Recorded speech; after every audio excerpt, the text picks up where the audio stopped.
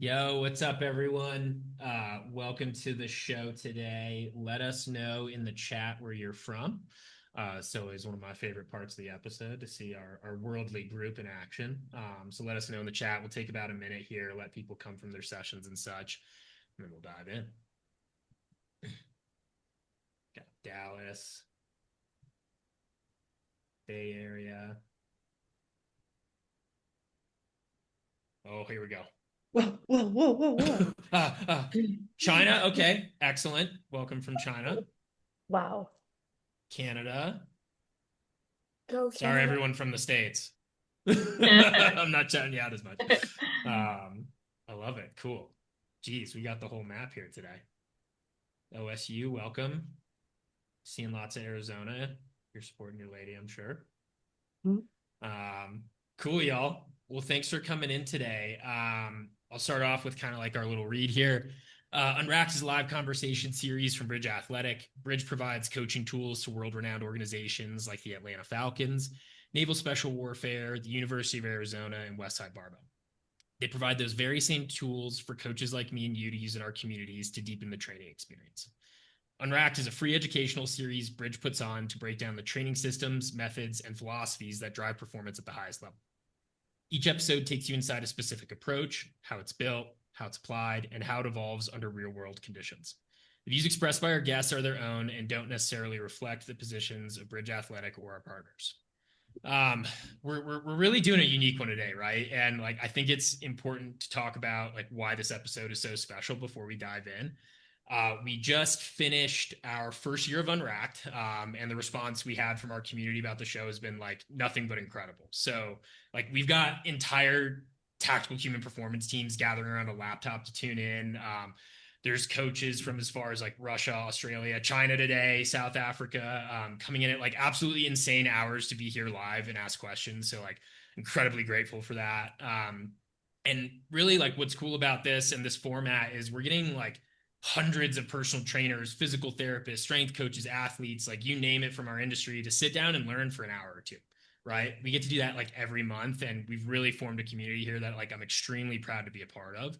And I think something cool that we did was like we surveyed you guys over the first year and we really wanted to shape and evolve the show for year two. And like by a mile, the most requested concept or people you guys wanted to hear from was from women, right? Specifically women in elite performance.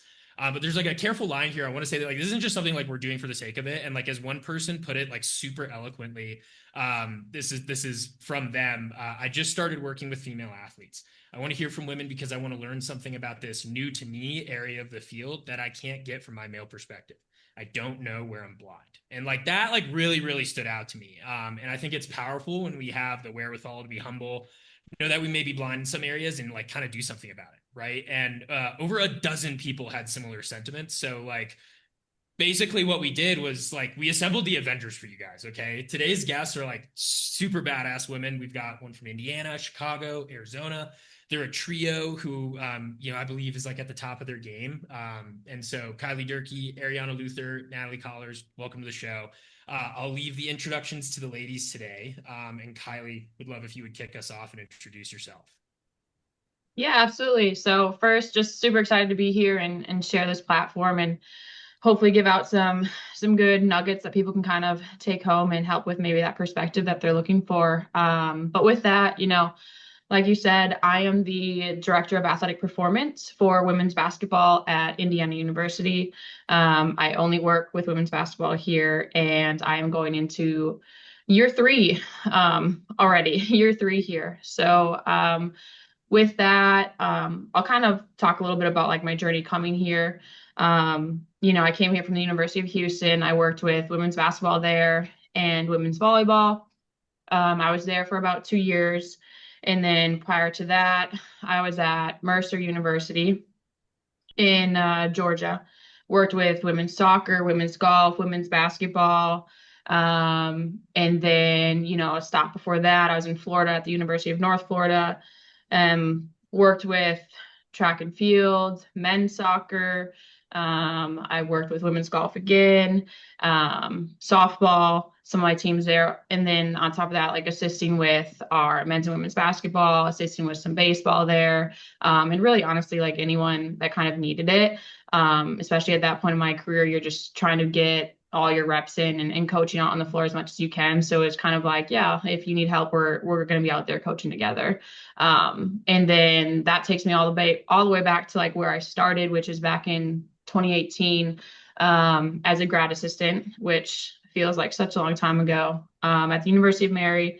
And that's where I first got my foot in the door as a GA and worked with, pretty much all sports there, assisted with football, volleyball, the basketballs, again, had softball, had men's soccer there. And so have touched on a lot of different sports throughout kind of my journey to get here now. But now I'm just with women's basketball and kind of creating that area of expertise. And will finally now be in this spot the longest I have my entire career. So going into 3 years. So hopefully that's a good thing. And then on a personal note, it's me and my husband here, and then we live right here in Bloomington, and we recently welcomed our first baby boy in November. So now we are transitioned to, a family of three. So that's me. Congrats. Hey, that's an awesome introduction. Appreciate you doing that. Arianna, you want to take us next? Yeah, yeah. My name's Arianna, and I am here in Chicago. I know there's a couple people in the chat who are also from Chicago, so Yeah. rep in Chi-Town. It's only nice for like 4 months out of the year, so we've made it. Now it's finally summertime, so we're enjoying it for sure. I was a collegiate strength coach for 10 years in total-ish. My first ever internship was actually at Exos summer 2014, a long time ago. I'm like, this is aging me. Oh my gosh. 2014 summer out in LA. And then from that was kind of like the launching pad. So started off, first taste was private sector, and then immediately went college after that. Really wanted to get into team training and that kind of thing. So went that route, and quite literally it took me coast to coast, which I'm really grateful for all the travel and all the stops that you make, especially, I know Kylie, you know this, like each stop that you make, you are learning something new from different mentors and individuals, and you're kind of shaping your own way of doing things and your own coaching philosophy along the way. And so lots of different stops. I was, in Exos, and then Montana State in Bozeman, Montana, UCF in Orlando, Temple in Philly, TCU in Fort Worth, Texas, and then University of Nevada in Reno, and then University of Miami for the last 4 years, and then now here in Chicago. And I just launched my own business a year and 3 months ago. It's called Aero, and I train athletes, I train regular folks, I train everybody. I do in-person and online training, consulting, things like that. So it's been a learning curve for sure. I know Natalie knows this too, with just business and starting your own thing. And there's books, but like you learn by doing, and a lot of it is honestly just character development. And it's rough. I've been through it the last year, lots of tears, but we learn as we go, and the only way is through. And so that's been literally my life the last year and 3 months, is learning the ropes and trying to read some books about it. But like, I'm like, you know what? I think we just got to try some things and see what works and what sticks. And so business is a whole nother conversation. I'm sure we'll get to that, but all in all, that's me. Totally. Yeah, it is. It really is drinking from the fire hose, starting your own business. So grateful to have your experience in that way. And obviously like the crazy diverse background you got. Natalie, you want to go next? Yeah, absolutely. I feel like Arianna, maybe we should write a book, a how-to book. Yeah, we can do that together. Or we could I try read the heck out of that. Yeah, please do. Yeah, we could try a draft. Hey everyone, I'm Natalie. So excited to be here today. I'm originally from Toronto in Canada. I studied kinesiology in undergrad and played college soccer up there. And really, that's where I fell in love with our world of sports performance. I was learning about the science side of things in the classroom as a kin student, and then training with my teammates with my first ever dedicated strength coach. In high school, I would like enjoy going to the gym at the YMCA, but had no idea what I was doing. So when I got to college and had my first strength coach, I was just blown away by the difference that a proper training program and structure and training with teammates and all that made the difference that it made on me as an athlete on the field, and then just the confidence that it gave me as a young gal at the time. And yeah, that's where I fell in love with our world and decided that I wanted to pursue this as a career. So I moved down to Arizona and, similar to Arianna, did an internship with Exos at the Phoenix location in the summer of 2023. Or sorry, 2013, not 2023. So I was like, also wait. aging myself, yeah. Seems so long ago. And then I returned back in the winter of 2014 and did an NFL Combine specific internship at the same facility before going off to grad school at the University of Louisville, where I did my master's in strength and conditioning and exercise physiology and worked as a grad assistant there. So that was my only time working in D1 sports for those 2 years. So a little bit different than the other gals on this call.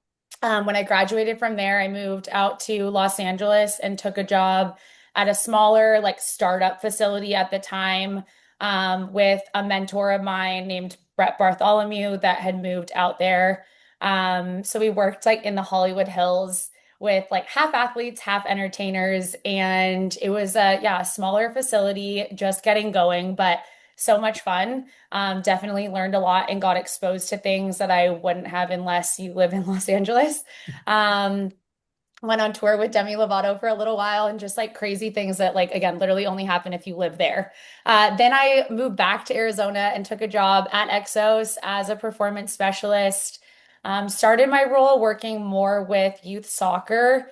They partner with youth soccer clubs. So worked a lot with them, which obviously was a fun fit for many reasons with my soccer background, and just, fun to work with that level of athlete at that age. And then I ran their NFL off-season program for 3 years before leaving to start my own business, which is what I do now. It's called Fortis.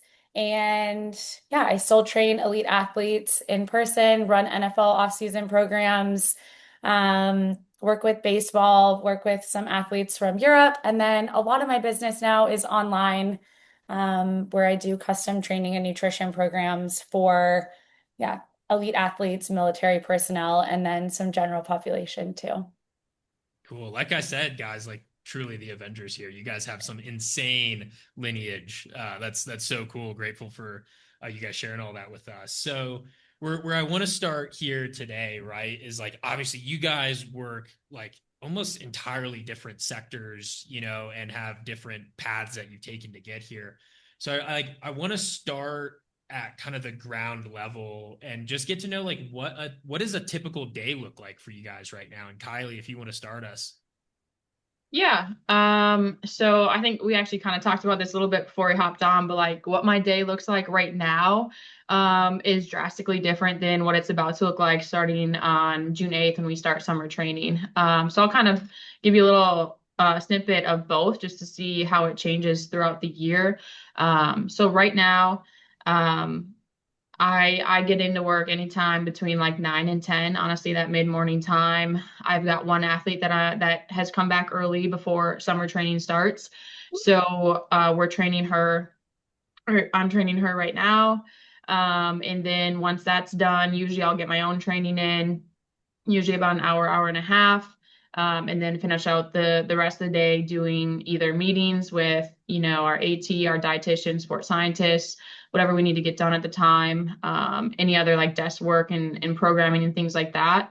And then I'm out sometime, early to mid afternoon. So it's a really different look than maybe like in season or even come, here on June 8th. So what that's going to look like, just to show you a little bit of contrast there is, we'll start right now. Our time slot to train is from 8:20 to 9:30. And so I'll get in, probably by like 7 a.m. the latest, make sure we're all good to go. We're getting the weight room set up. Interns are ready to go. They know what we got to get done for that day. And then we'll take our kids through our training. And then we will have our basketball workout sometime later in the day, probably early afternoon. And so that's going to be about an hour, hour and a half. depending on, what the schedule for the entire week looks like.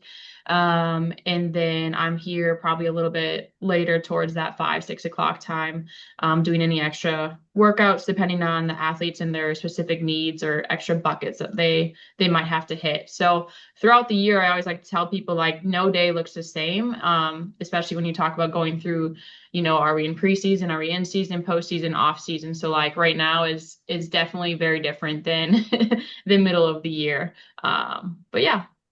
Cool. No, that's awesome. And I guess like one question I have is like, how's that evolved over, your various roles at the different universities? Yeah, I think a lot of that has changed. One, as I've gotten a little bit further into my career from a personal level, and then also I think it just changes on who your supervisor is and who else you have around you and working with you. Um, so two pieces of that being like, okay, maybe you have your director of strength and conditioning who is your oversight and they expect you to be there 8 to 5, 6 to 5, whatever that day is, and you got to be there no matter what, right? Where now I've kind of gotten a little bit further into my career where it's not so much like desk guarding just to say, oh yeah, I'm here, I'm working the hours because that's what we do as strength coaches, right? Like 24/7, we're always on. But now, like I said, right now I get in mid-morning, I'm leaving mid-afternoon. So I've learned and this was a really hard lesson to learn, and I still feel guilty sometimes, but like at a down point in the year, which is what I consider right now, right? When we're not full go, like I need to take the time where I can in order to fill my cup. Maybe on a personal level, seeing my husband, seeing now my son, or being able to go home and seeing my family or whatever that looks like too. So taking the time when you can, while still maintaining a high quality of work that you're getting done when you're here. Yeah, got it. Heard. Very cool. Arianna, what's typical day looking like for you right now? It's all over the place. It's wild. I think going from a structure like Kylie's talking about, where we had our teamworks, we had, each team on the schedule, everything's there from when they're lifting to practice time to maybe training table if you have it, different things like that, like knowing when all these things are happening to now. And I joke about it. I'm like, I don't know how I got this far being I'm like type B, but I do use a calendar, everybody, don't worry. I am to an extent, it's not crazy. Like my space is really clean and I'm nitpicky about certain things. But if being a business owner now, I'm like, if it's not on the schedule, I literally don't know that it's happening. So having a system in place is super important to know what that day-to-day is going to look like, because you don't have somebody else inputting it on Teamworks for you.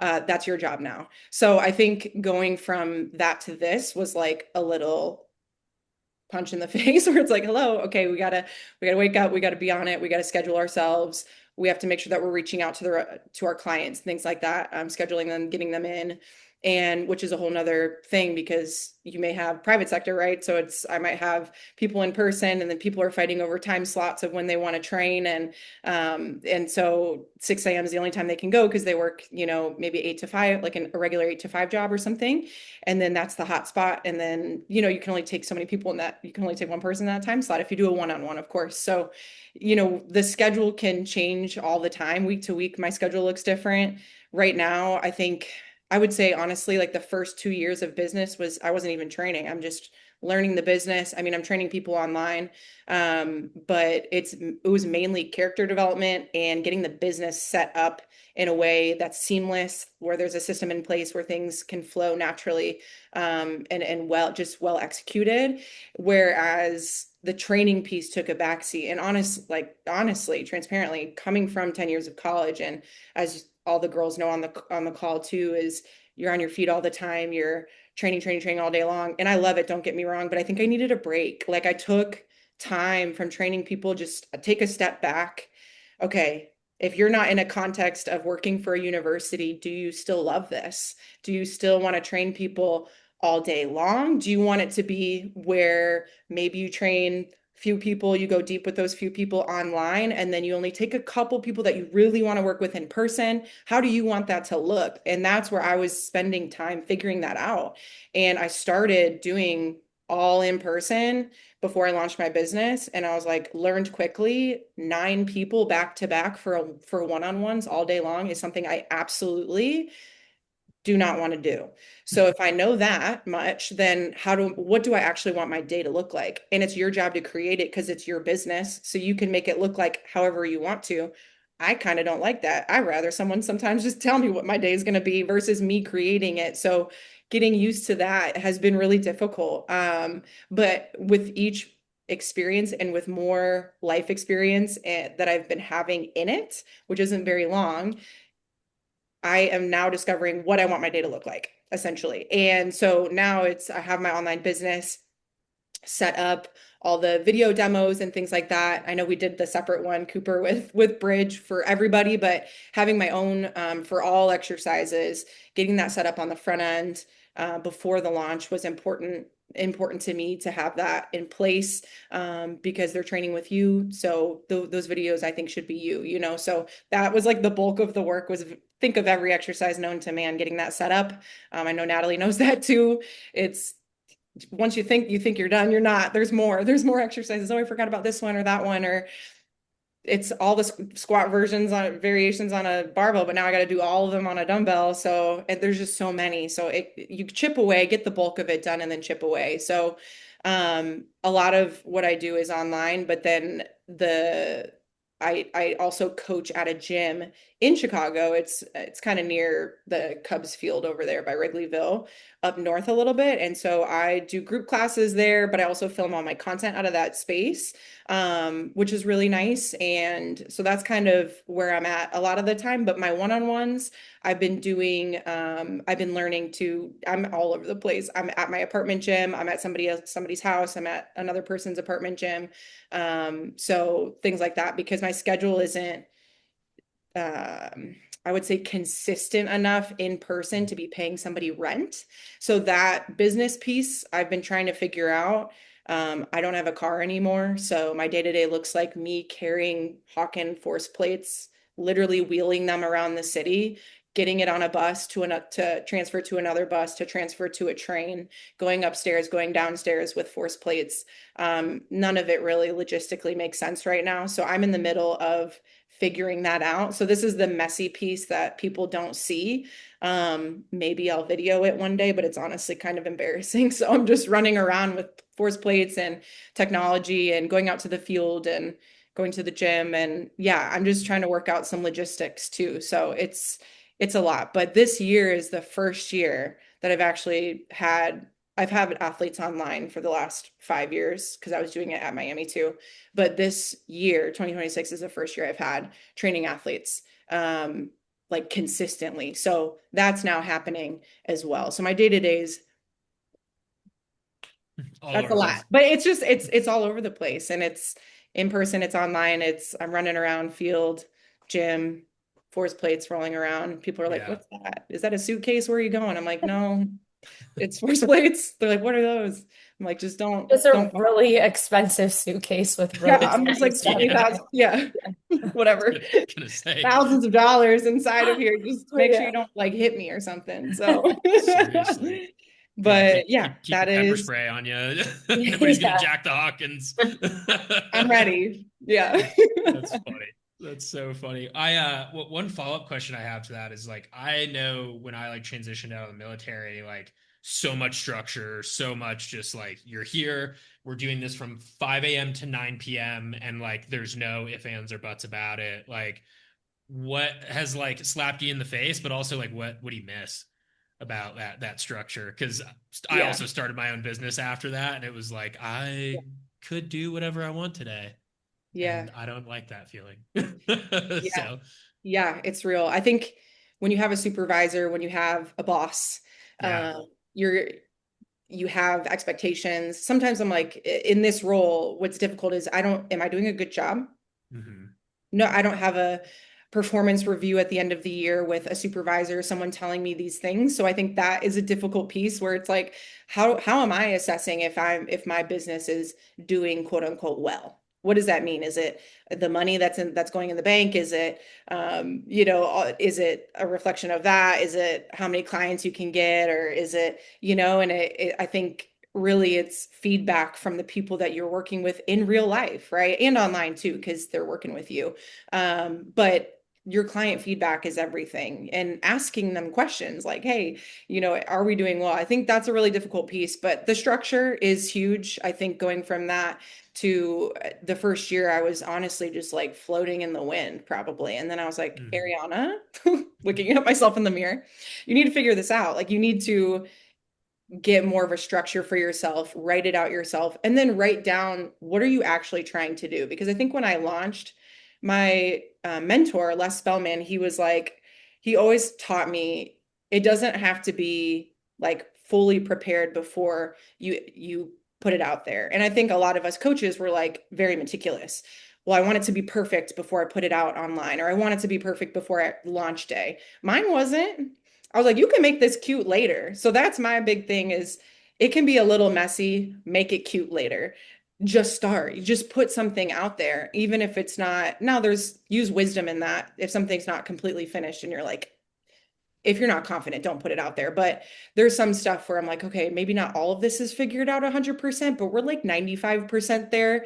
And that's okay. At least the branding, the website, like all these things are done, the online setup. So that should be seamless. But I think, yeah, it's just starting with these things. But I do miss the structure. I miss, when I took a break, honestly, from training those athletes and I was like doing some group classes, building some online stuff.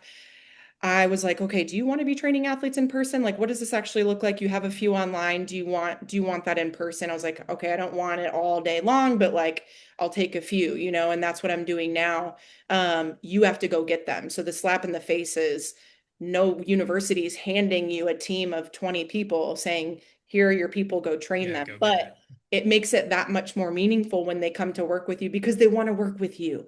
They get to choose. The athlete gets to choose to work with you. The client or general population client wants to train with you. And I think the meaning behind that is so much more versus a team that's like, hey, this is just who your strength coach is, who's assigned to you, which is also impactful. But I think on this side of things, I'm like, wow, it's very meaningful because you had a choice and you chose me. And that, like, I could cry thinking about that sometimes because it's just, yeah, it's awesome. The impact can go really deep, especially on that one-on-one setting. But I do miss teams. I miss turning up the volume in the weight room, getting it rocking, and just everybody vibing out and like controlling a room of 20 people. That's what I've done for 10 years. So going from that to like one person, how was your day? It can feel a little slow. So that's why I was like, I don't want to do this all day long because I'm like way too like groups and hype type of individual. But it also is very impactful on that level because you really get to know them and you really can journey alongside them, and get to the individual, which I think is really impactful as well. So they both have great meaning. I think I just miss some of the just turning up with like 20, 30 people in the room and going all at once and you got the whistle. Like I miss that stuff too. And being a part of game day. Yeah, well, we can attend separately, obviously, but the whole team, knowing that you took a piece of that, a part in that result is really special. And I do miss that sometimes, but I think the freedoms that you get from, owning your own business, being in Los Angeles on a random Tuesday because you can, like things like that. I mean, it's cool. For me, I'm like, you can't beat that, but there are, a lot of other things that are very difficult. Like if you don't work, you don't eat. If, you thought you were free, but now you're working 24/7. Someone is texting you at 8 o'clock at night. It's like, have your boundaries, but sometimes it's hard to flip it off because I'm not leaving an office. It's like, the whole city's my office at this point. So we're running around. So long-winded, but yeah, there's a lot of good and pros and cons to each for sure. Yeah. Well, appreciate that response for sure. Natalie, hit us. What does a typical day look like for you right now? Yeah. A little bit seasonal for me, depending on if it's NFL off season or not, because that's my biggest group of in-person athletes. So a little bit seasonal and a little bit different each day. Like Arianna said, I split time between a facility that I rent space from, where I do all of my in-person athletes and clients and film content and work out myself. And then the rest of my time is spent at home, either on calls with online clients or programming on Bridge, doing emails and that kind of thing. And I really enjoy my setup in person. I think one thing that can be challenging about running your own business is maybe some feeling of like isolation and that kind of thing. We've talked about it a lot already on this call of being a part of a bigger team or organization and then going out and being on your own. And so what's unique about my setup of the facility in person is that there's other individuals really similar to myself. Actually, some of my former coworkers from Exos, on the PT and performance side that are all renting space from the same facility. So although we're running our own independent businesses, and have our own, structure to our businesses and scheduling and all of that, we're running it out of the same place. And so there's a sense of community and collaboration. And yeah, the PTs work with the same NFL guys that I do, and we still, operate under yeah, again, our different businesses, but are able to integrate to provide a really good level of service. And so that's fun. It's like a high energy, big facility that I can go to and spend part of my day doing that. And then, as I mentioned, the rest of it is at my place or maybe a coffee shop or something like that, in Arizona or on the road if I'm traveling, where I spend the rest of my time kind of behind the scenes, either, yeah, programming or client calls, and things like that. And that shifts a little bit, as I mentioned, whether it's January to April pre-OTAs, I spend quite a bit more time at the gym or at the field, with the guys. And then in the fall, a little bit less in person. And I do have some clientele, general population that train more year round, but they come and go a little bit too. Arizona is a big place for, people get out of there in the summer, and have different houses and things like that. So some of those people end up seasonal as well. So yeah, big picture, kind of split my time between a nice high energy facility where everything in person happens, and then the rest is at home. Cool. Well, I'm super curious, like, because you mentioned you trained Demi Lovato. I had no idea you did that. Like, what does it look like being on tour versus like OTAs versus like, just your Gen Pop folks? Like that's a diverse group of folks. So like, Yeah. how does it change? What are the challenges? And I'm curious, like, what are the similarities too? Yeah. I always say it's interesting you said, what are the similarities? I have been asked this question before, or had this conversation with other people, of course, over the years. And yeah, there's actually more similarities than differences, funny enough. I guess, I don't know, maybe the other gals on this call would agree. Um, yeah, whether you're training someone to perform at a high level as a like stage performer or an athlete, or someone that's like a weekend warrior, someone doing Apex or like High Rocks or something like that, they're all training to perform at a high level. And so maybe like, 70% of it is really similar in terms of like thought process behind the programming. And then 30% obviously is going to be different if it's like an O lineman or a Demi Lovato or a soccer player that's a midfielder. Of course, there are differences, but the same training principles still apply. And so, yeah, I think that's one of the best parts of our job is being able to be a little bit of a chameleon and change our delivery. It might be the same exercise, it might be a back squat for everyone, but being able to really confidently communicate the why behind things to three different types of people, is really important. And so, yeah, I think that there's a lot of similarities and then obviously some differences too, both on the like behind the scenes programming side and then the session implementation and execution and the way that it is communicated to the athlete or the entertainer or whatever it is.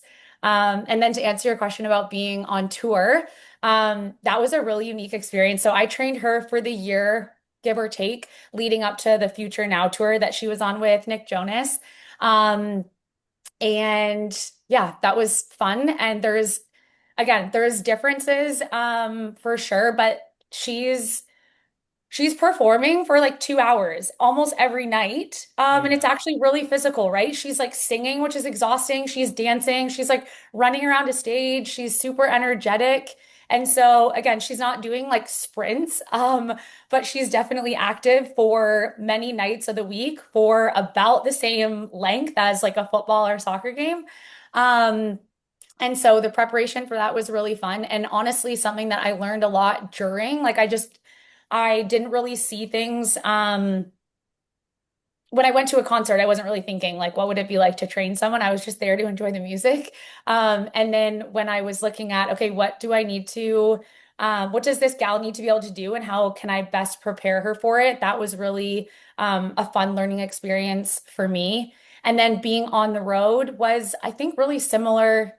Well, not really similar, but similar to being on the road with an athlete. You know, you're going from different cities to different cities and training in unique environments, whether it's like an arena or a hotel gym, and kind of keeping up with her like game load, which was the performances.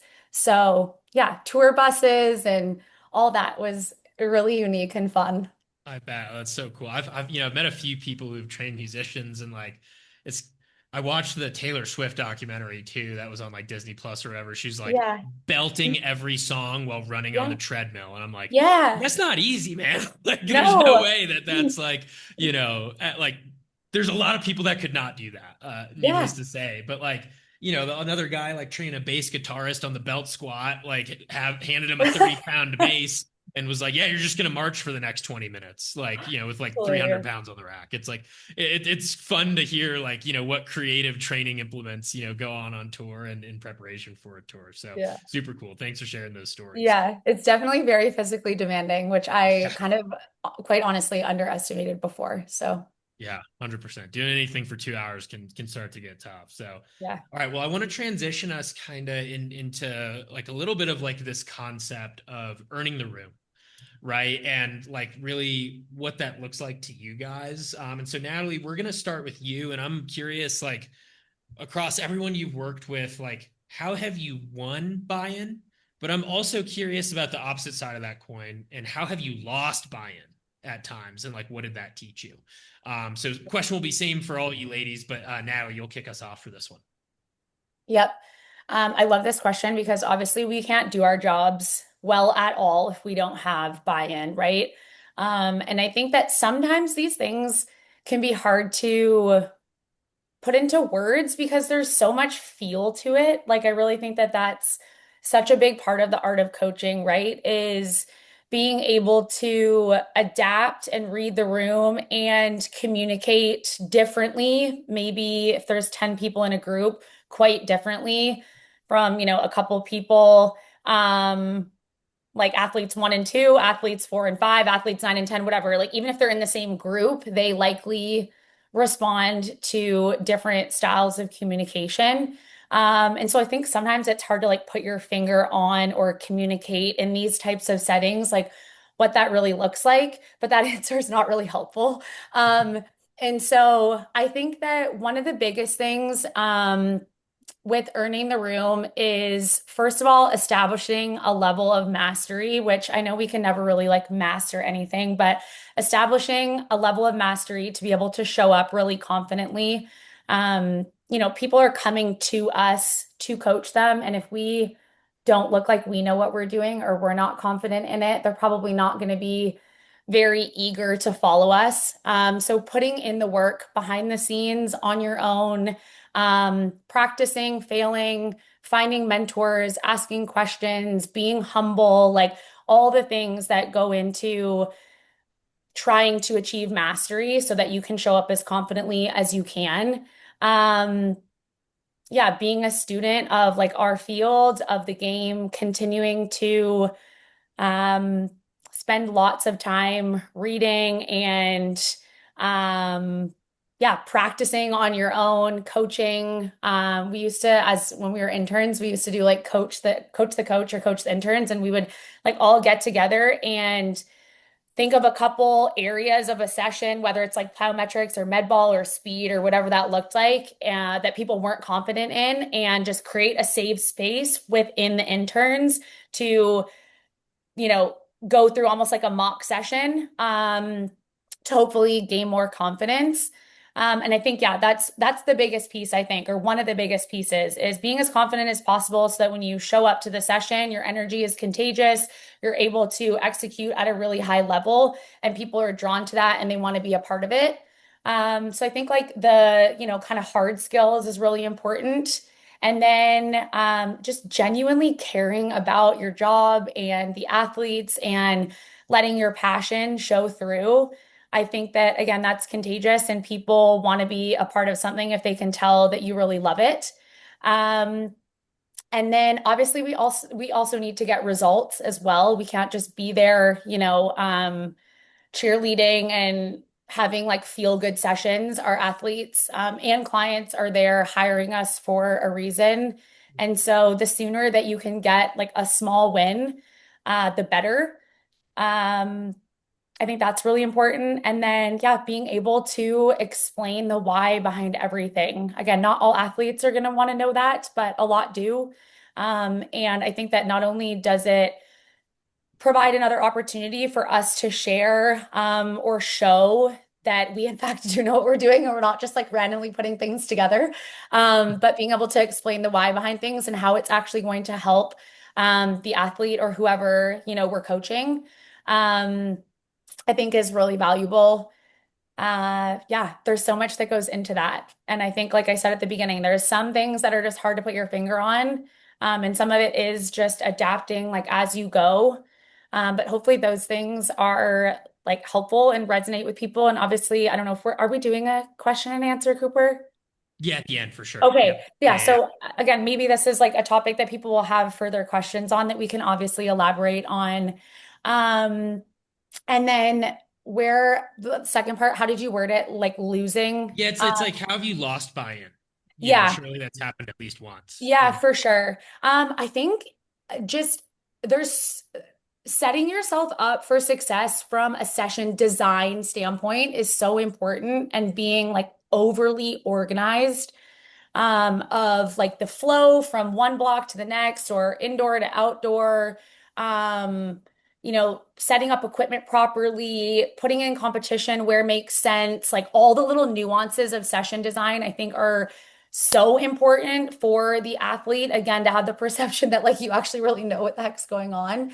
And I think Yeah. I've just had sessions where whether I was I don't want to say too busy because that sounds like a cop out, but for whatever reason, just being less prepared and not having my ducks in a row enough to execute a session at a high level and just, yeah, just not having as much control over the session and not communicating as clearly on my side. And then things just kind of like snowball in a really bad way from there because you kind of know that you're like messing up and then it Hmm. just, yeah.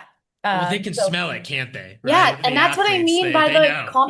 yes, that's what I mean by the confidence side. Like as soon as you Yeah. kind of like haven't done the work for whatever reason, which obviously ultimately whether it's like directly your fault or not, like it's your fault. So yeah, just showing up and not executing at a high enough level, and then yeah, athletes obviously and people know the difference between a really good session and not. And unfortunately, like if you have a not so great session, you got to do a lot more to buy them back than you did to lose them. So I Yeah. think again, the like behind the scenes and the session design, not from the X's and O's of like squat 3 by 10 or whatever it is, but like the flow of the session, what equipment are you using? Yeah, how are you bringing people in to like demonstrate all together or people staying by the racks? Like all of those details matter so much and I think are often not taught in session design. People Yeah. ask a lot, right? I feel like one of the most common questions is like, I want to learn about programming and that kind of thing, which is important, of course. But I think maybe even more importantly is like the session design and execution from, the other aspects of the session. Yeah, that's really interesting because I feel like what you spoke about, there's like an interesting balance between like being a total nerd about this stuff, which at some point someone's gonna be very grateful you were, and probably you yourself most of all, right? Like that you geeked out on that stuff because that's what gets the results, right? But like if you don't know how to balance that into like this like almost hospitality element of what we do, Yeah, like it'll be for naught. So yeah, really appreciate like that whole spectrum there. I think that was a great answer. Appreciate that. thanks. Arianna, would love to hear from you next. How have you won buy-in? How have you lost buy-in?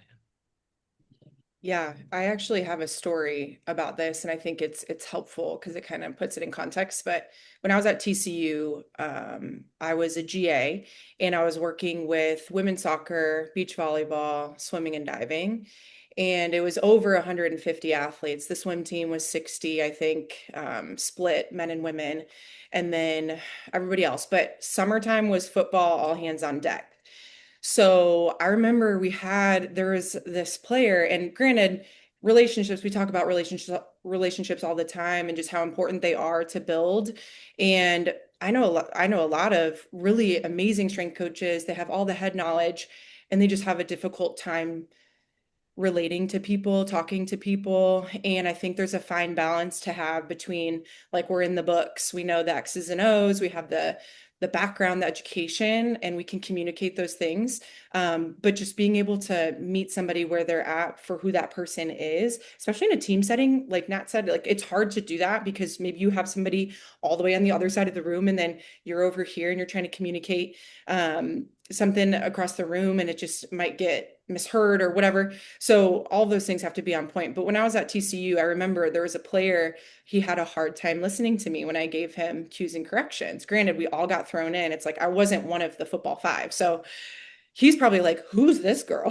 Who are you to tell me? And I asked him after the session, I said, what holds you back from receiving cues and corrections from me? Mm. Like, what is it? And he was like, I was like, I'm just curious. He's like, because you can't bench what I bench. That was his legitimate answer. So I put it in perspective and I was like, how Yeah. much do you weigh? He was like 250. I was like, okay, you just benched 250 and struggled. You lift about 1 times your body weight. I weigh whatever I weighed at the time, 150 or something. And I bench, that's my max, 150. So when we talk about relative strength, like we both are strong the same way. I was trying to break it down for him. And he was like, oh, okay. And from then on out, he just listened to anything I had to tell him to do when it wasn't Yeah. just bench press, but it was like other things.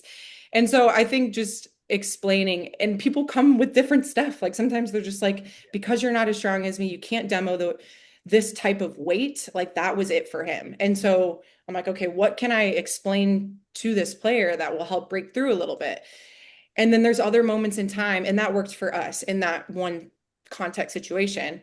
There was other situations where men's basketball at Nevada, football at TCU, men's basketball at UCF, those male strength coaches that were the head strength coaches for those teams, they co-signed me. And honestly, that's what helped in those moments. Mm. They talked to the team and said, she will be assisting us. She knows what she's talking about. Basically, just co-signed me, and then no issues from then on out. What it would be like to be like a Coach Hootie coming in, female, obviously pioneer of a woman, coming in and leading these men through training sessions, like what that day one would look like. Obviously, she has all of her history and backing.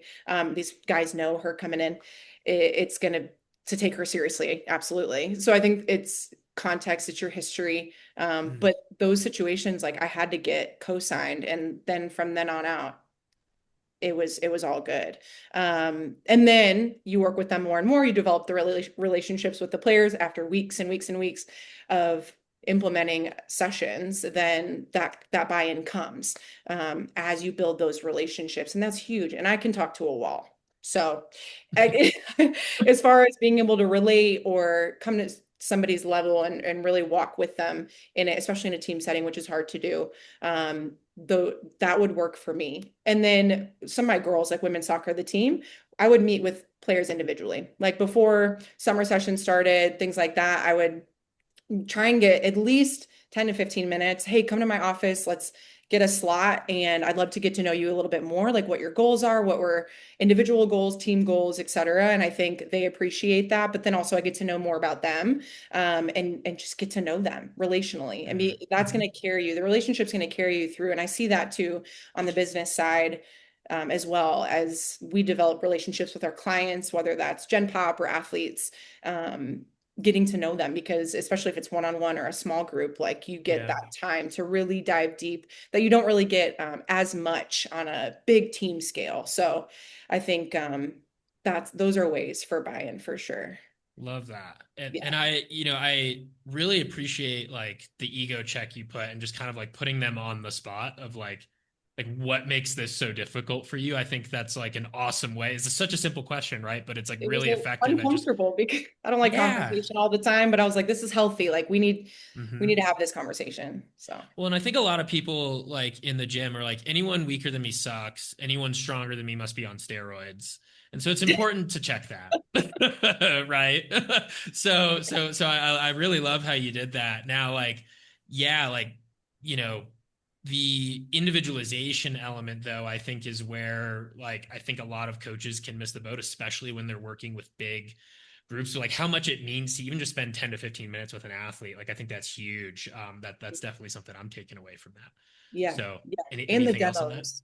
I would say Yeah. the demos. And I know the women on this call, same thing, like y'all are incredible movers. And I think my goal, especially I was thinking about this yesterday, like even on Instagram, like I don't always put out a ton of really sciencey educational information. I want to get more into that. But I think one of my main goals is to show really good quality movement, period. Mhm. And I think that helps with buy-in so much because even like in person, people would be like, how the heck did you just do that? Like you didn't even warm up. I was like, that's my job to make this look easy, but I want to show you the right way to do it, what it should look like, and encourage you that we can get there too. So I think being an incredible mover, not just how much weight you can lift, but in all planes of motion, I think is huge. When people people go, I know this is a controversial, like, should you look the part? Does it matter? Blah, blah, blah. I think it helps, right? When you Mhm. look the part, when you can move really well and demonstrate these things with ease, then it helps so much with buy-in as well. And I think, yeah, so I want to display Love that it. as much as I possibly can. And that's what motivates me to keep training, to be healthy. Obviously, things happen. I hurt my back recently. I was out for 2 months. Terrible. Couldn't demonstrate anything. I was like, you guys got it, right? Yeah. I taught you this. But trying to stay in as healthy as possible so that we can deliver and execute movement in a really, really good way so that they can understand it. And that normally helps with buy-in as well. But Cool. losing it is another thing. Not having your ducks in a row. Maybe you're not explaining things. In a way that you would have liked. I think I remember in the team setting too, like if they were running late from team lift, like or for team lift from practice or something like that. Soccer, I got 20 minutes a week for like 2 years. So if Jeez. anyone cut into those 20 minutes, I was pissed. I'm like, this is all we get, right? So I'm trying to maximize this. We got kids running in late. So then the session feels rushed and we're skipping over stuff. And I'm just trying to like, it felt like we're just all scrambling. And so I think there could be some loss of buy-in there where maybe the kids didn't fully understand, like, we only get 20 minutes a week. And I would try and emphasize, hey guys, we only get 20 minutes a week. Make sure we're on time because we have to get these blocks in for sure, because that's all I get. And then over time, buy-in with the coach, I was able to get 2 sessions, 45 minutes each. Was very excited about that. That's But double. yeah, That's good. yeah, it Yeah. took time though. And soccer is another one of those things where it's buy-in from the coach, and Yeah. building the relationship and explaining why it's important. But also having like data and okay, well, we're getting hurt. What's going to help lessen the chance of those things happening? Strength training, right? So, and then buy-in happens, unfortunately, sometimes after somebody gets hurt in sports like that, at least 6 years Mhm. of soccer that I've been involved with. So yeah, I think just those rushed sessions, some of that was out of my hands. I Totally. didn't like it. I didn't like the result. I didn't like how it was run. But you just kind of make do with the best of what you have in front of you. And I think that's the Mhm. adaptability of a coach too, just doing the best that you can. So Love that. Yeah. I mean, winning those 20 minutes, right? Eventually got you yeah, 45. And yeah, crazy setup. Needless to say that the sport coach was giving you. That's wild. That's wild. yeah. Big But I understand. So time. cool. Appreciate those stories. Those were super helpful. Kylie, would love to hear from you.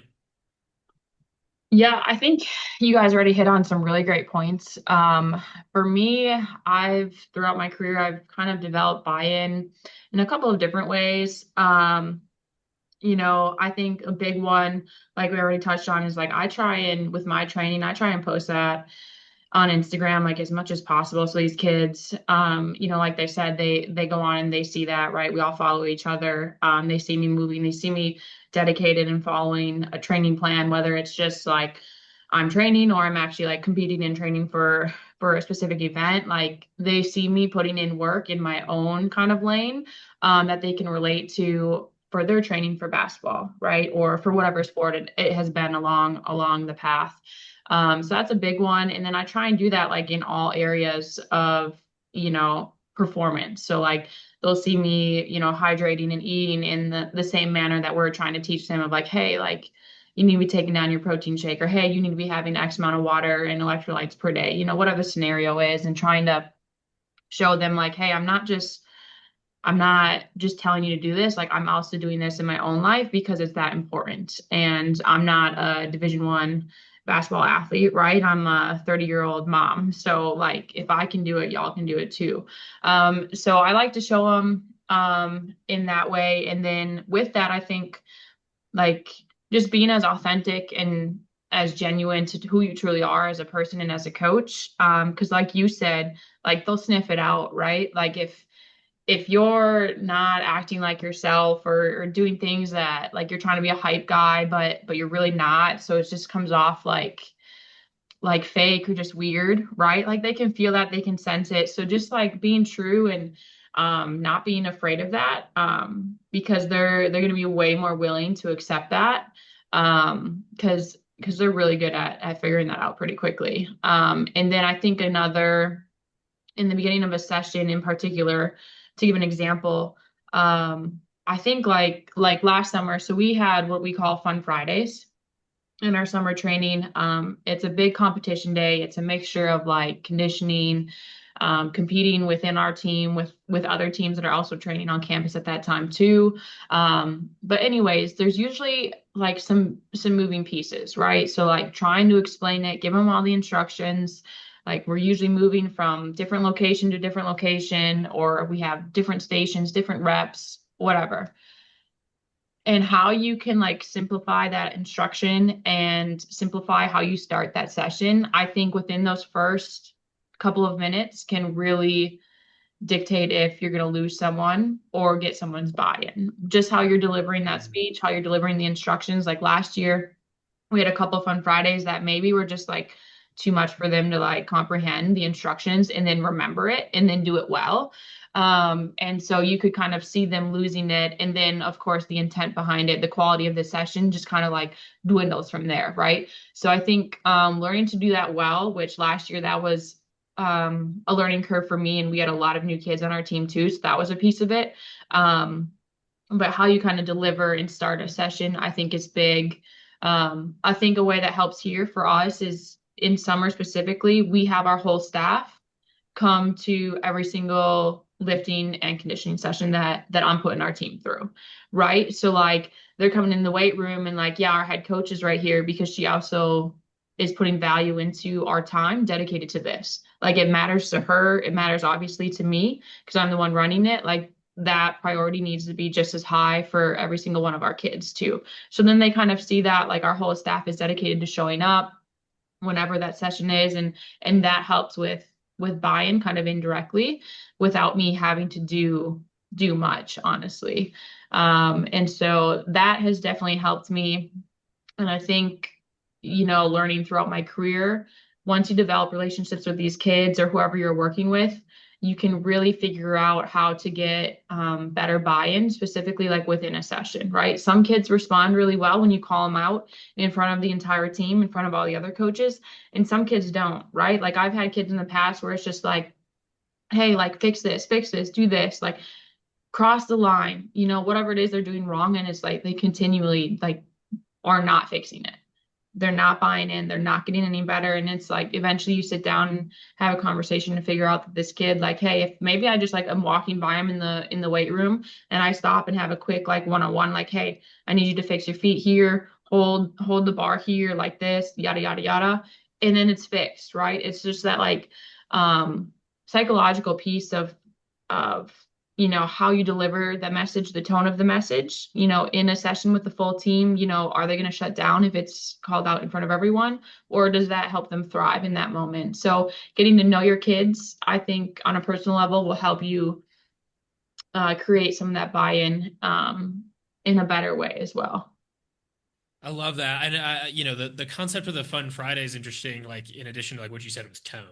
Yeah. Like, because if it's Fun Friday and my coach is coming at me like, all right, guys, this is the game we're gonna play today, like, and like mumbling through it, and it's this Uh-huh. complex thing, like that session's gonna suck from the get-go. And that first 15 minutes, that tone, that energy you bring is like, yeah, like truly, truly everything. And it sounds like to me is like it's doing that every time, showing up ready every time, every session, regardless if we're at 5 a.m. or 8 p.m. today, like, Yeah. and getting that out. So I love that. Like that's you guys are all mentioning these like little details, this little stuff that is just like so critical, Yeah. to focus on. And I think it was Natalie that said it too, like that confidence and that preparation. Like a thing I like to live by is if you fail to prepare, prepare to fail, right? Yep. Like if you don't, and for me personally, like I know the more prepared I am, like the higher that just increases my confidence, right? And so when you're not ready to go and you don't have those ducks in a row, like that's not, you're starting off on the wrong foot, right? Mhm. And like we said, these kids are smart, man, and they can pick up on things just as quickly as we do as coaches, right? Like they're playing a sport, a team sport. They have been their whole lives. They know how to interact with teammates. They can read body language just like we do, and they can sense things like that too. So just making sure, like prepare well, and then you're gonna set yourself up for the best potential buy-in that you can have. Love that. Love that. And can you talk through kind of like any of those like lost buy-in moments? Yeah, I think so. Like talking about those fun Fridays, we there's a couple times where like we were in the middle of it and it's hour-long session, and I would have to like stop them and just be like, hey, this looks like absolute crap, right? We're going through the motions. We don't have 100% effort. Like our attitude isn't there. Just like all these things are going in the wrong direction, right? And so, um, you know, understanding and having some of that self-evaluation, self-reflection after a session for me, like that was a big one last year, I think, is just not trying to get too fancy with some of those sessions, like in this example specifically, and maybe just making those sessions more simplistic in concept, so it doesn't take so much away from them mentally in the beginning of like explaining too much for too long before we get going, too much to remember for them, and then all of a sudden this is not going the way I want it to. Like we're not ending the week on a high note. It's a very, very low note. So Mhm. Mhm. for me, that was like a little bit of self-reflection of, okay, maybe on our fun Fridays, we need to clean it up a little bit. Like figuring out how much of that was on me versus also like on our kids of being locked in and listening and learning to listen, and then responding in the right manner too. Yeah, I love that. I love that. Especially like, I appreciate like what, because I've run into this too when I was working with the high school here. Like Fun Friday could easily become get on the line and let's do conditioning, Yeah. like, Yep. and it's like striking that balance too, where it's like you guys got to bring the energy too, and like, Yeah. being able to kind of call out when that happens. And yeah, you can feel yourself losing the session, right? Yeah, Halfway you through. can. So, And sometimes too, like I've told them, I'm like, hey, y'all, like this is the plan for the day. And like I'll show them the sheet, or they'll have their own copy of the sheet if it's like in the weight room. I'm like, look, I don't want to do all these extra reps because we're doing things wrong. Like that's not what's prescribed for the day. Like if we do it well, we do it right. Like this is all we got, and then we're in, we're out. And so like trying to also like show them, like, because I think a lot of kids are like, oh, you love like running us into the ground. Like you love putting us on the line. And I'm like, no, not I really. love development. I love adaptation, like growth. And that doesn't necessarily come from just hitting the line over and over again, right? So it's like let's just do what we're asking at the highest level. Yeah. And then we're all good to go. So Love it. Super cool. mhm. Awesome, awesome answers, ladies. Those are like fantastic. I feel like there's so much to unpack just in there, but I do want to move on to like this concept that I think you've all alluded to a little bit, which is this mentorship piece, right? And so I'm really curious, like did you guys have mentors that looked like you? Like, did you feel like you had absence of mentors at any given moment? Like, I want to understand like how that worked for you and how you sort of see that. Because I think it's important for people on the call to understand like how you guys approach that concept. Because ultimately, I think that's where we end up getting better as coaches. So, Kylie, would love for you to start us off on that. Yeah. So I think, I have my mentor when I was a GA at the University of Mary, Coach Silvernagel. We still talk very frequently to this day. We always link up at the conference at the CSCCA annually, who I'd call like a really great family friend. And so still a current mentor. Now, honestly, it's more transitions to like on the personal side of things. But no, he does not look like me, right?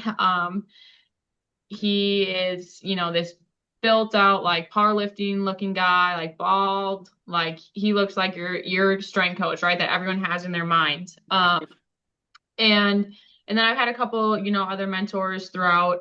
But again, I haven't had any female mentors. I've worked with few female strength coaches along the way.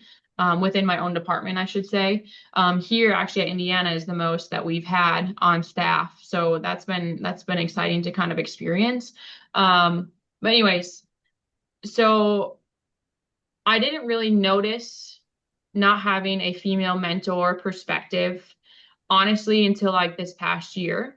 And that's been when we decided to have a family. Right. And so for me, it's like my perspective has always been like, hey, I can coach, a guy can coach and a woman can coach. Right. We're both coaching men, we're both coaching women. Like it's great perspectives on both. And I didn't really find any issue with that until like I realized I've never seen a female strength coach like get pregnant, go on leave, come back and transition into that area. And like, how do you do it? Right. Yeah. And so obviously only women can kind of experience that side of it. So that was a moment for me where I realized I was like, yeah, like I've seen other female strength coaches have kids, but for me, what I had seen, it was always kids that at that point were already like in elementary school who are older. So I hadn't yet seen like moms go through it from the very beginning and then like how are you a strength coach when you're when you're 6 months pregnant and you're on your feet all day long and you're doing the thing and then like going on leave, right? Like as a strength coach, how often are you not with your team, right? And I was away for 6 weeks, so then that looked different, and just like all the stuff in between. So that was where I think I found the absence of a female mentor for the first time. Wow. And otherwise I think you know, having a male mentor and a couple others along the way, like there wasn't any issue in that because we're all trying to do and be the same thing, right? Like I want to be a great strength coach, not just a great female strength coach. And I say that because I've had like other people in the field and they're like, hey, do you know anyone? Like I'm looking for a female strength coach, like a great female strength coach. And I remember thinking to myself, I'm like, well, I don't want to get a role or a position just because I'm a good female strength coach. Like I want to get this role because I am a great strength coach. Like out of everyone that's applied and is here, like I'm at the top. Like that's my end goal, not just from half of the applicants because I'm a female, right? If that makes sense. So up until that point, I didn't notice anything, but then it was more on the personal side of things of like, hey, how do I handle my position, my career as I make this huge life transition into having and creating a family? Outside of that, I think it's at the end of the day, we all coach athletes, right? And we all coach male and female athletes. And so there's different perspectives. But I think there's a lot more similarities than there are differences in terms of a male versus female mentor. Yeah, I mean that's huge. I mean, yeah, what a unique like quote unquote like set of problems to have. You know what I mean? Like entering motherhood, being pregnant, and it's just like you're like in this zone that like you probably didn't. There's so many unknowns you probably didn't see coming at you. So like Yeah. kudos to you for navigating that, and kudos to you for getting back on the horse, dude. Like I see you ripping it in your Instagram stories all the time. Like that's not normal what you're throwing above your head on a snatch. So I'm very, very Appreciate impressed at the new mom strength. You seem to at least physically be handling it super well. The that. outside look I'm at it. trying. I Yeah, love it. I for love it. sure. Cool. Beautiful. So want to make sure to Kylie, I know you have a babysitter. So are you good to go like 10, 15 minutes over? Is that Yeah, okay? yeah, yeah. I'm Okay. good. Cool. Yeah, mom Excellent. life. See, mom life right there. Things Yep, I yep. Making sure baby's all good to go, not getting abandoned by anyone. All right. So yeah, Arianna, want to kind of move into your response to that on mentorship. The question, just to throw it out there again, is like, do you have a mentor who looked like you? If you didn't, did you feel that absence? Yeah, I did not have a female mentor as well. So, as we know, we're in a male-dominated field. So, a lot of these mentors or supervisors, they were male for a lot of us. And that was my story too. So, when I was a GA at TCU, I just sat in on every single intern meeting, even though we had our fall class, spring class, summer class under Zach Dakant. So I just sat in on 2 years of, so 6 cycles of internship programs. So we kind of counted that as essentially mentorship, and we check in too. But I think it's important too to actually define what mentorship actually is. I think there's one thing where you have a boss and they sometimes check on you. How's everything going? Good. Thumbs up. You give them a thumbs up. Cool. See you in a few weeks. Maybe we talk again, or you don't know when you're going to speak again. So I think mentorship, like close proximity, actually, Natalie knows this too. Exos did a really good job, like really good job with at the time when I was in LA, I had Coach Chang. He's awesome. And I remember I did not know anything. I knew nothing. I'm like, what's a quadricep? I don't even know. But he would come alongside us and walk through why they did what they did, make sure that we understood what the session was, what the goal of the session was, what the layout of the session should look like, what our role was, like clearly defining the intern role as well. Mentored us really, really well, and no question was dumb. And I felt I didn't know, I was coming from nothing. So the information, it was like information overload, drinking from a fire hydrant, but he just did a really good job of simplifying things for us. And that was my base back in 2014. And then weekly we're meeting. So I think mentorship is definitely more involved. And I think I challenge all of us to really take a look at like, how are we defining mentorship? And is your mentor actually mentoring you? What does that relationship look like?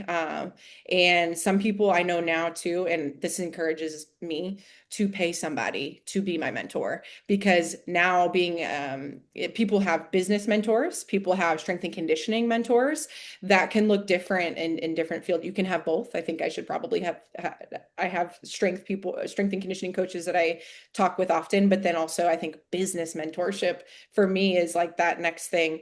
Granted, I think I asked Natalie about this at one point. There's a lot of like people on the internet that are like, hey, it's like $15,000. You just like pay it up front and I'll be your mentor. And I'm like, who is this person? So you got to be careful with who you're hiring to guide you, what you're actually getting. And so some of that stuff I honestly don't know or understand. So I think I'd rather know someone who knows someone to like refer.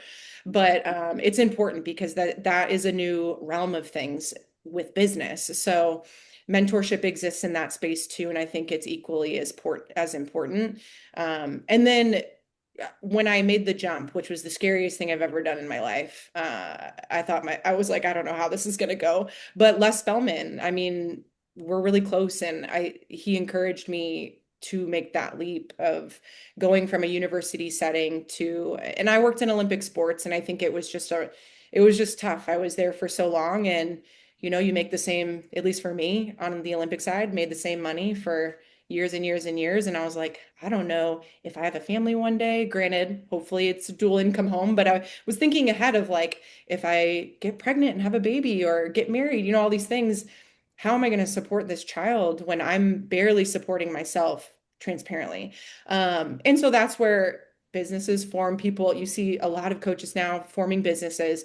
at least having a training team, a mentorship program, a community, something to supplement on the side of also working in at least on the university side. So so yeah, he Les is was pivotal in those decisions that I made because I was scared as heck. And had he not pushed me, I don't think I would have done it.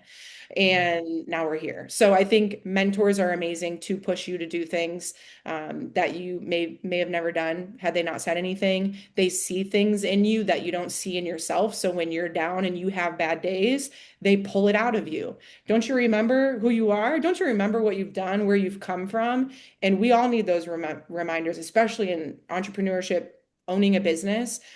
I talk to either clients on calls, a few people in person. Other than that, I'm like, I feel crazy. I'm talking to myself all day. I'm like, what's going on? You know, I don't have this big community of coaches around me necessarily all the time. So it's it's hard. And I think mentors can honestly be the gas to the car sometimes where I'm like, I can't even fill up myself, but they are pouring into me in a way that just helps me keep going. And with entrepreneurship, most of the failures are because you stopped. And there's so many times where I'm like, I'm going to go back into the system. I'm going to apply for a job with a team. At least I know what I'm making every 2 weeks, blah, blah, blah. But there's mentors that are like, remember your why, remember why you did this, remember why you made that leap. Now you need to keep going. And I would get so mad. Just keep going. Like it's just such a blanket phrase, but I'm like, what does that mean? Like when do things become fruitful? Well, it's like you need to define what fruitful means for you. That's different from one person to the next. And I think mentors can just speak to you in a way that maybe they're 100%, but you're at 50, so they can pour into you and vice versa. Like I speak life into some of my mentors too. They've done so much for me. And so when they're down, I pour into them. It's like a relationship, right? Like Yeah. I'd love for us to both be at 100%, but I think it's so relational and it's a very special relationship that you can have with these people that help you keep going and put one foot into the next right into the next step so that you don't give up because there's so many times where I want to do that and it's like Arianna, if you can't tell yourself how to feel, then call a mentor and have them encourage you because you just need that right now. Your business Mhm. needs that right now, and that's okay too. I love that. Yeah, especially the elements are different. Like when you're in a team setting, you have all these people around you, and it's almost like this fixture that you know it's going to be there. Someone's going to be having a great day, right? And they're Mhm. going to help you out. But yeah, when you make that leap, you are a lot of ways just like isolated on an island. And yeah, you have to call the Coast Guard to come get you every now and then, so to speak. So I hear you in that respect, and yeah, I think that's incredibly valuable insight. Yeah. Natalie, would love to hear, a little bit about your, quest with mentorship here. Yeah. I think, yeah, you gals both made such good points. I think the like defining what a mentor really is so important. And I love that you touched on like the business side versus the like sports side of things. I think that's obviously unique to entrepreneurship, but yeah, something that's really valuable to touch on for sure. I was lucky enough actually to have two female mentors when I was in grad school. So the director of sports performance on the Olympic side was a female named Tina Murray, and then she had hired I think she was, I don't remember her exact title at the time. She was one of the sports performance coaches, a gal named Heather. So on the Olympic side, when I was there for the 2 years, there was two other females, which was really unique.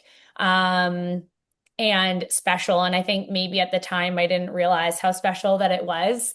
Um, but I think that this has already been touched on. I think that the more that we can think of ourselves as coaches versus female coaches, the bulk of the time, the better. There obviously are some differences, and I think that having a mix of male energy and female energy is really, really valuable.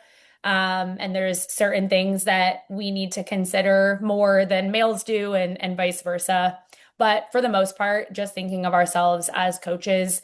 And so I think that, yeah, it's valuable. Just like a female coach to an athlete, a male coach to an athlete provides something different. I think that mentors are the same. So it's good to have a mix of them, even if they don't look like us. Sometimes I think you can learn, more from someone that doesn't look like you than someone that does. And so, yeah, I was lucky enough to have two of them in grad school, but then the rest have been males. And yeah, I think that the settings that we all work in or have worked in are really different. And the X's and O's might be really similar, but finding mentors, like Arianna already said, whether it's like a business coach, or a mentor in the collegiate setting or the private setting or the team setting, it is valuable. So not necessarily having the same mentor, all the way through your career. I think that just like, as we're evolving as coaches, the people that we learn from or seek to learn from should and do change. So yeah. Beautiful. Yeah. And I think the through line that I'm hearing is like, is kind of accepting it where you're getting it from, right? And like leaning into those like people who want to help you and like feeding off their energy and kind of making it this, it's not a top to bottom relationship. It's mutual in a way, right? One person may have more experience who's quote unquote the mentor here, but like the value that you can sort of provide them over time is significant, Yeah. in its own right. So yeah, love that, Yeah. ladies. I think too, Go oh, ahead. sorry. Yeah, no, go I ahead. was just going to say, I think that this has already been touched on a little bit, but I think it's like anything, you're only going to get as much out of any relationship, whether it's like mentor, mentee, or coach, student. If you're the mentee, asking really good questions and being like not being a passive learner, but being an active learner, is so important. I think that again, I don't know exactly like the demographics of everyone that's on this call. But if you're reaching out to someone for mentorship, one being like super respectful of their time, right? Because everyone's time is really valuable. And so if you're reaching out like by email or social media or whatever it is, like making sure that you are really intentional with how you're reaching out, very professionally, and writing like a well-worded message or email that's specific to that person and not just kind of like sending out a general message, being respectful of their time, and then being very clear on like what it is you want to learn, why you want to learn that, why you want to learn from them, and like sharing already your thoughts on the topic or whatever to display some kind of like you're already taking ownership, and you're not just like hoping to like sit there and just be fed information. So I think that's really important too, because it's like any relationship. You're only going to get out of it what you put in as well on the like mentee side. So I think that's important to mention as well. Beautiful. Yeah, yeah. Being a good mentee is in a lot of ways the secret to getting the most out of the mentor. Yeah. So yeah, really, really, really dig that. I want to kind of take a back seat next, all right, and let you guys ask each other some questions, and let you guys kind of run the ship here for like, let's call it the next 10, 15 minutes, before we get into the Q&A. So I'm going to shut up and just kind of be a fly on the wall here and let you guys take over. Who wants to start? I got one, I guess, and my question's perfect for both of you because you both have started like your own business. So I'd say, what do you think like the most important or like the very first steps, maybe like the first two or three things that you should be doing if you're trying to create like this image and brand and like this own personal business, that you guys kind of experienced when you started your own? Yeah, you can go ahead, Arianna. Branding, a new world for a lot of us. I think it's important. It depends on who you are. What was important for me was getting a team together to create what I had in my head out into the world. So when it comes to website, logo, colors, all these things, I'm thinking in my mind, I'm like, the colors, I want to, oh, I like that or I like that. Well, these things have meaning, like they have messaging within just that. So when we look at a brand, for example, I love this example because I've worked with Red Bull, which is like a whole nother thing that I do as well with brand partnerships with companies and like UGC content and stuff. So when I worked with Red Bull, if you look at Red Bull's Instagram page, it has nothing to do with the actual drink. You look at every single post that they have, and it's really well done, well executed.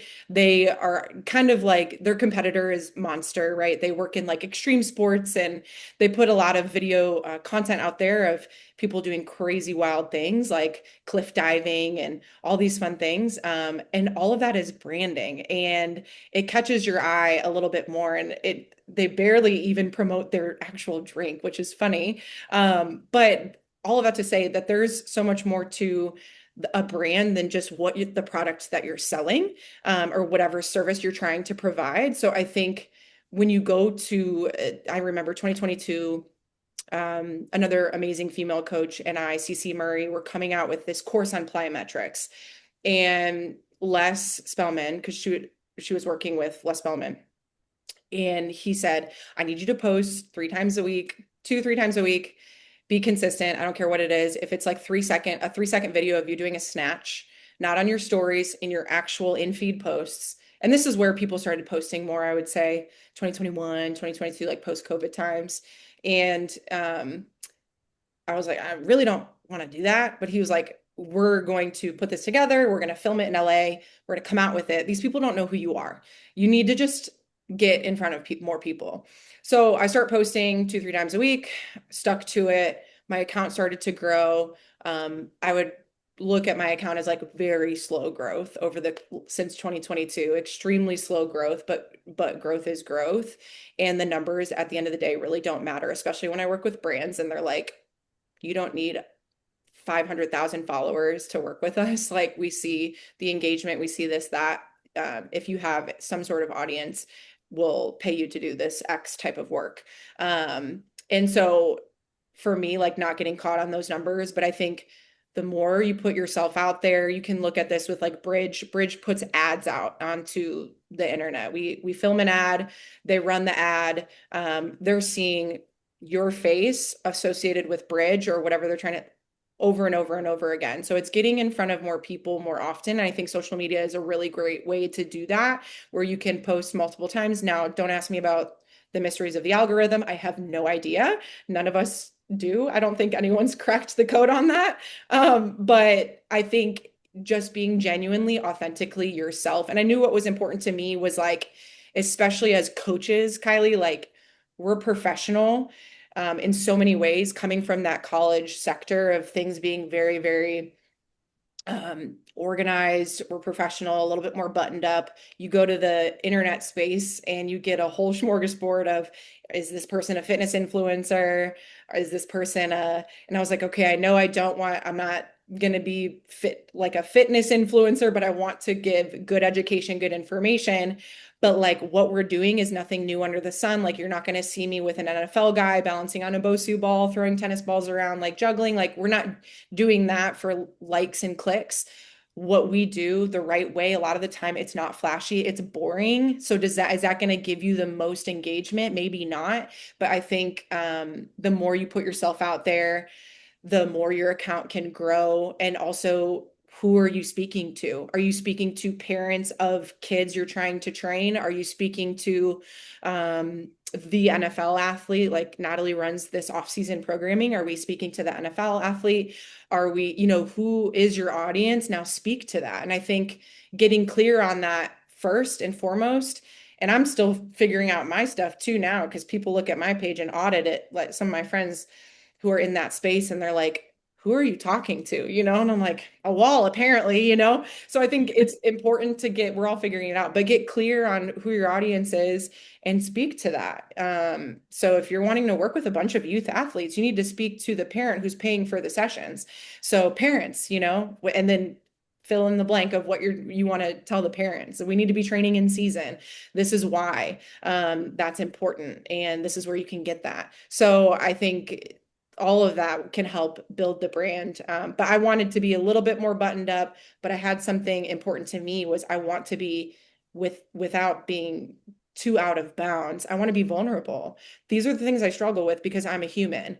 And I think when people relate to you and you're not just a robot, you know, you're a person who struggles with things, and you share how maybe you've overcome these things. I talk about those things. I've talked about mental health. I've needed a break. I go away, I come back because I needed that, because I'm a person too.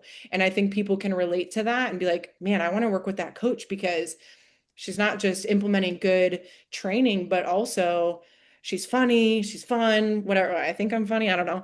Funny, fun, but I'm also a human being who struggles with things and needs help sometimes, and a lot of the time.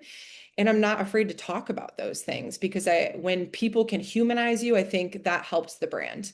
And that's who you are, like at the core. And so again, without being too out of bounds, obviously you share what you want to share. I don't go crazy on that, but these are like, I'm a person too, y'all. And I think that helps, especially when you're trying to work with people online. They want to know, who am I working with? Like, who are you? You know, and I think sharing some of that is really beneficial. And everyone's different. You don't have to talk about yourself at all. But I've had success with that too. And so at least on in the online space as well. So I think that's great. And then, you know, getting your LLC is step one. You need to be legally out there, right? So getting your LLC, having a financial person, having a tax advisor is important. People can fudge some of their stuff and it costs them thousands. So getting a good team of a wealth advisor, financial advisor is key. And then, yeah, branding on the website, making it clean cut, making it you, what's important to you. I mean, all of that is really, really, I could go forever in that. And I don't want to talk over Natalie here, but I think all of that's super important, and making sure that you like the product and not be afraid to tell your graphic designer.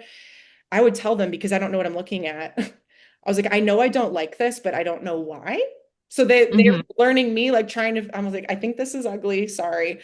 Can we fix it? And they're like, fix it to, and they're trying to like figure it out. You know, we're getting mood boards together and color schemes, but I'm like, okay, I know I just don't like this, but I don't know why. And they would help kind of navigate some of those things, like pull up some inspo. What do you like? Oh, I really like Bandit Running. Like their branding is like, love it. So I love this kind of design. And then the team can help guide those things. And I knew that you don't have to have a website. I was just picky on that because I think it helps just pull everything together and make it more professional, and have a landing page so people know how to reach out to you. Instagram, I get a lot on Instagram too, like DMs, but I think the website and having like a Google form within your website where people can fill out information to contact you. I get that streamlined to my email. We set up a call, and then they purchase the program from there. And then I start working one-on-one there. So I think that funnel is really important to have that system set up on the front end. Love it. So many good points.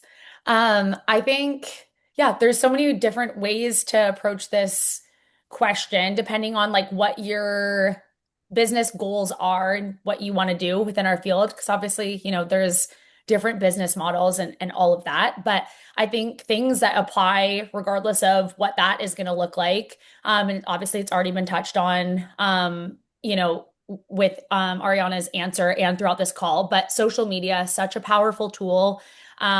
So being committed to creating a presence online, and you already touched on this as well, but staying true to like the coach in us on social media and not feeding into the flashy Bosu ball. I love that example.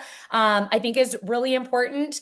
And I think, again, there's so many different ways to run social media accounts, but when I transitioned out on my own, I was really intentional, and I still am really intentional about making sure that my page doesn't turn into like an ad for my business. And in every single post, there's like, you know, comment this for my whatever guide. Not to say that I never do that, but I didn't want to get away from the like genuine organic sharing just as like Natalie and as a coach. So majority of my posts are just me sharing. And then the odd time I will sprinkle something in about my business. So I think developing your brand on social media and getting used to sharing on there and sharing genuinely as a coach is really important. And this is kind of on the same topic, but a little bit different. I think when you go out into business on your own, whether you're talking to a business mentor, or reading or whatever that looks like, a lot of people will try to or will tell you that you need to define your like niche or niche. I never know how to say that word. And say like, hey, put in your bio, like I train women over 30 or whatever it is, like very, very specific. And I think that works really well for some people. My business has never been like that, and I don't see it becoming that. And so I struggled for a little bit of like, oh, do I need to be more specific in terms of like, I only kind of work with this person now or this type of person because I'm starting my business. And what I really realized is like my niche is my training style and my coaching style and how I provide my service rather than like who it is I'm providing it to. I think that's a good piece of advice for people that are going out on their own. So next to, and that's a lot on social media, right? Because again, I think that we need to talk to, like Arianna said, like who we're trying to work with.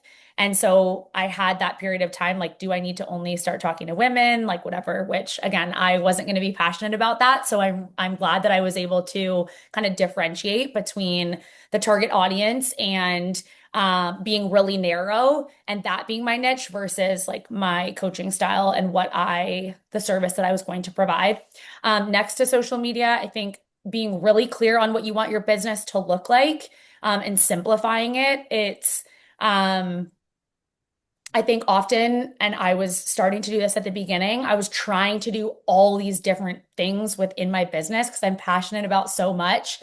And if you try to do too much, you're not going to do a good enough job at all of them. It's just a reality. Like we're only one person, right?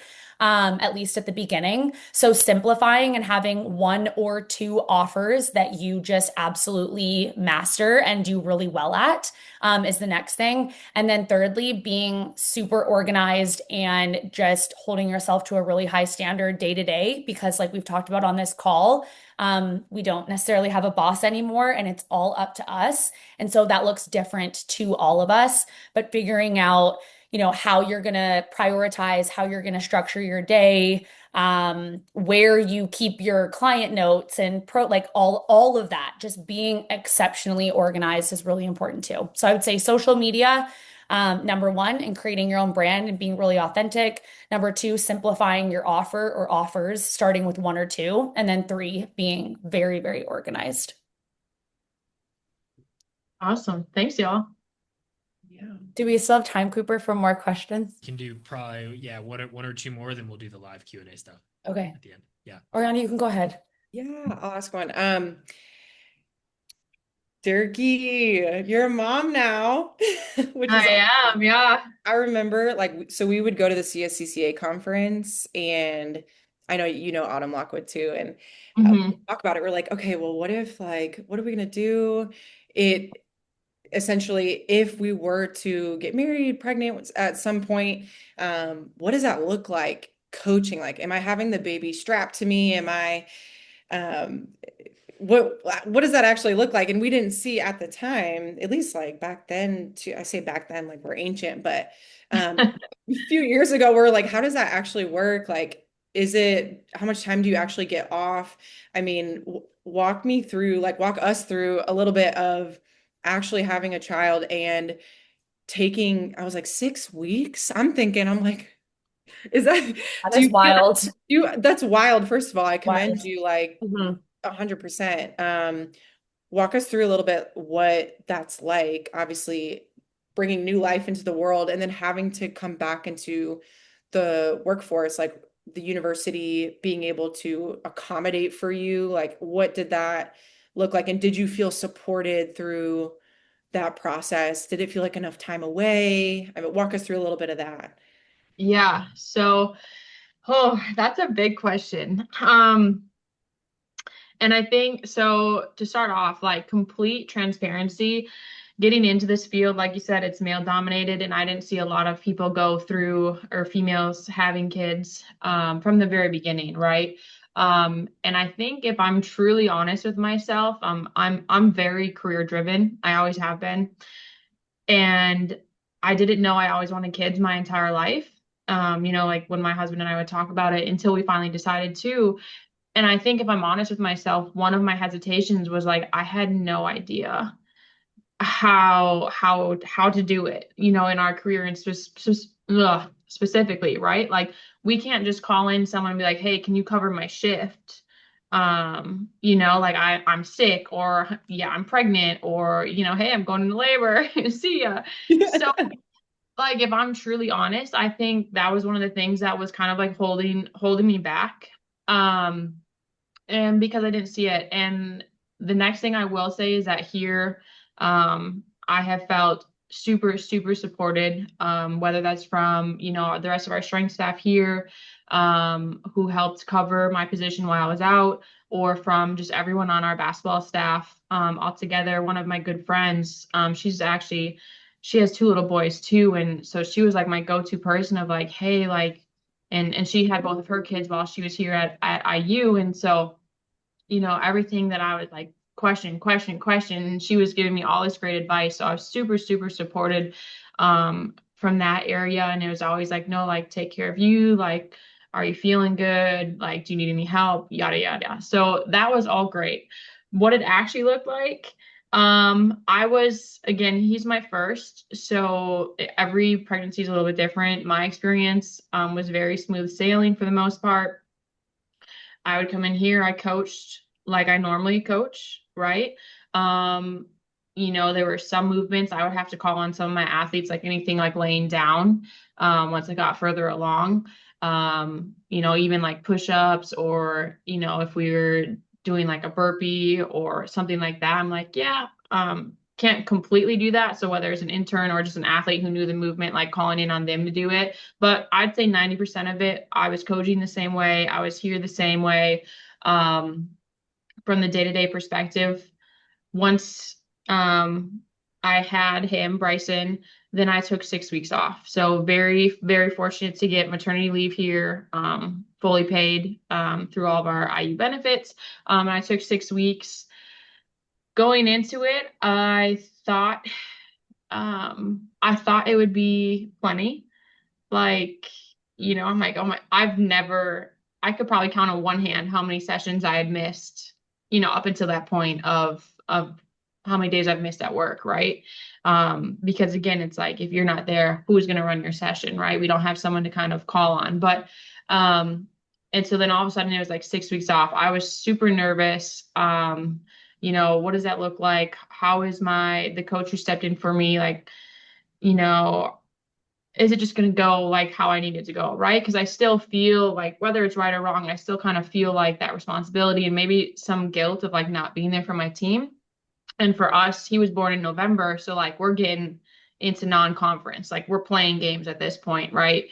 And so that was really hard personally to step away and like not have control because it's like someone else is running it. Okay, are they running it to my standard? Are they doing it like top to bottom? Are they modifying things how I would modify? Are they seeing it how I would? Like they just don't know your kids as well or your entire program. So there's all those small things that like are just constantly in the back of my head, like, oh God, like how is it going? Right. But I was really fortunate. That everything went really well. I planned out everything before I went on leave. So I was like, here's our programming for all the next weeks that I'm going to be out. Like, I don't plan on being here at all. Like, if you need to text me, I'll get back to you when I can. Like, I've never had a kid before. I don't know what this looks like, right? Like, I don't know how dead I'm going to be, how tired. And so I had everything that I could be planned out, right? Obviously, there's nuance in that. Like things happen, things get moved, kids get injured that you have to modify on the fly, and just you gotta be a coach, right? But otherwise, I try to prepare that coach as much as possible. And then that 6 weeks I was gone, like flew by, absolutely flew by. Even now, I'm like, maybe yeah, I could have taken a little bit longer, but I ended up with 6 weeks. And then when I came back, still coaching like normal. He would be here some days. Then my husband took paternity leave after that for 6 weeks. So, but some days that he would be here, I've got him in the front carrier and he's out on the floor, like in the middle of lift, front carrier, we're out on the court. I'm warming the team up for practice, right? Like all my kids are seeing them, all my staff is seeing them, loving up That's on so him. awesome, by the way. Yeah. So cool. And definitely a little bit different trying to move around a weight room, like also with this baby in front of you, and you're like, whoa, I gotta make sure like I got enough room, right? Like Like literally superwoman. yeah. It's Um, insane. so and again, super, super fortunate. A lot of people on our staff here have young kids, so like they've seen it. Um, and they're here all the time. When there's an off day at school or for whatever reason, holidays and things like that, they're in the building running around too. So like, just really fortunate from that standpoint. And so, yeah, he's actually, after my husband's paternity leave was up, so that was 12 weeks with him at home. And then after that, he's been at work with me 3 days a week, every week. And then he starts daycare on Monday. So we won't talk about that because I don't want to cry right here. But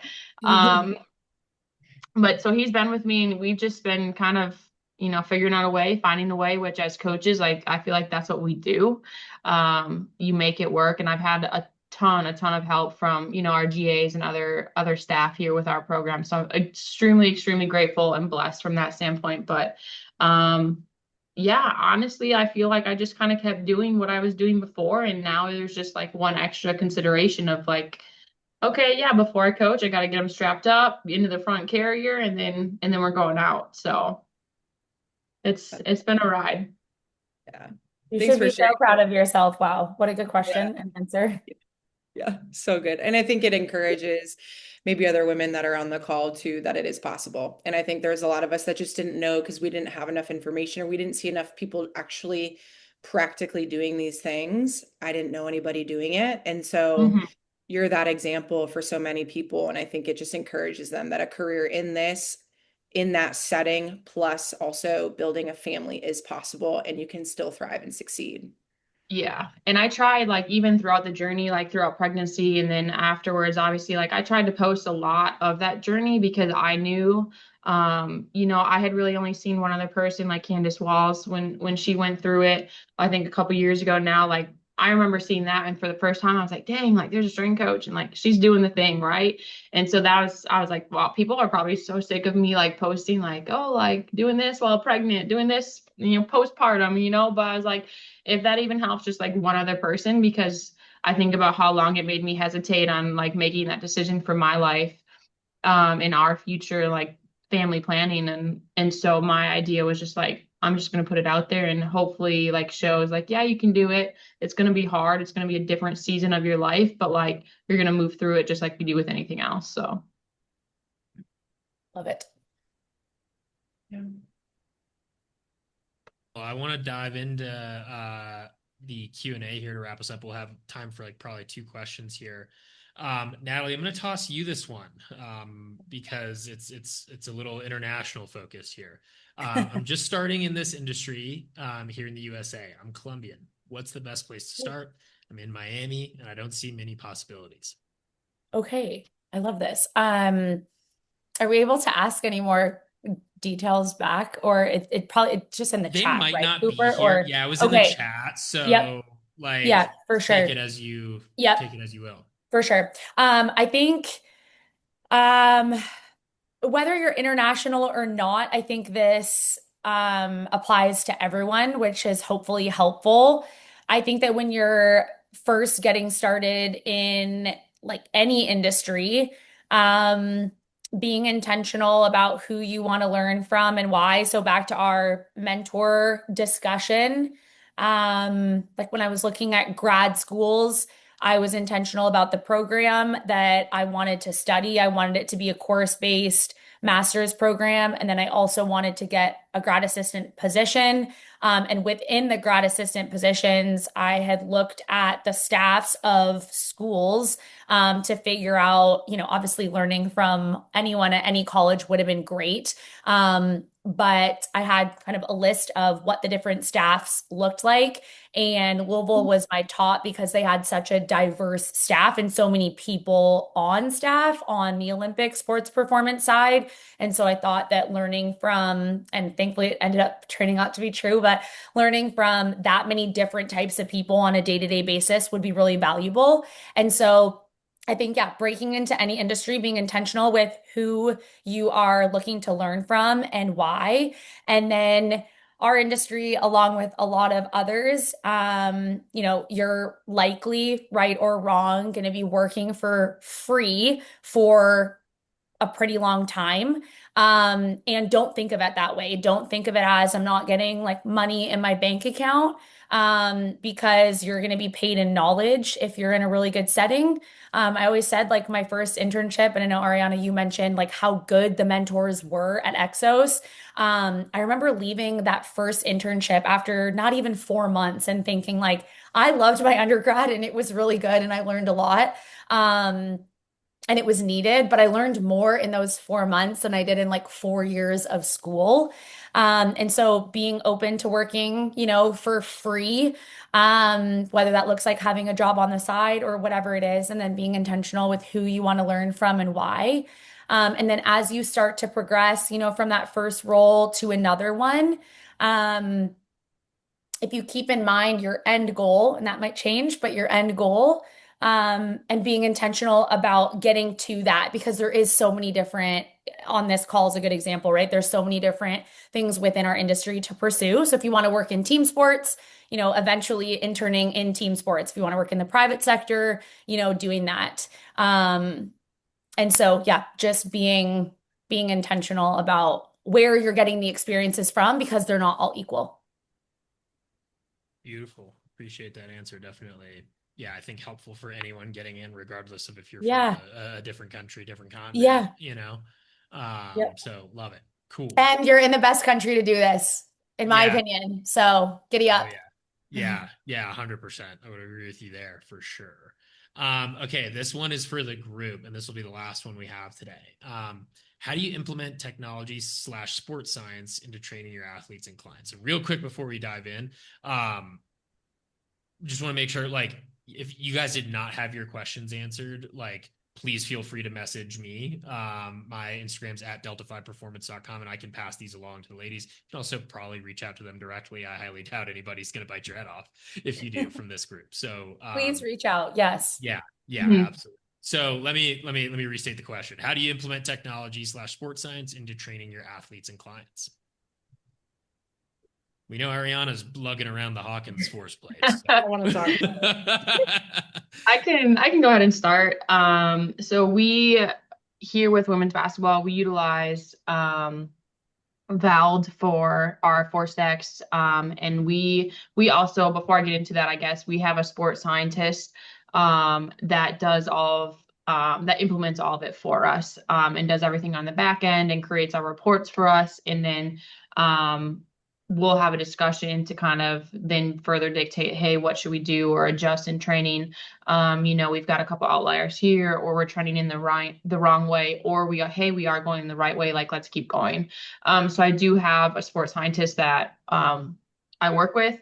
But with that, what we utilize then is we use Vald. And we typically are jumping, especially in season, we'll jump every time that we train in the weight room. So that's at least 2 jumps a week.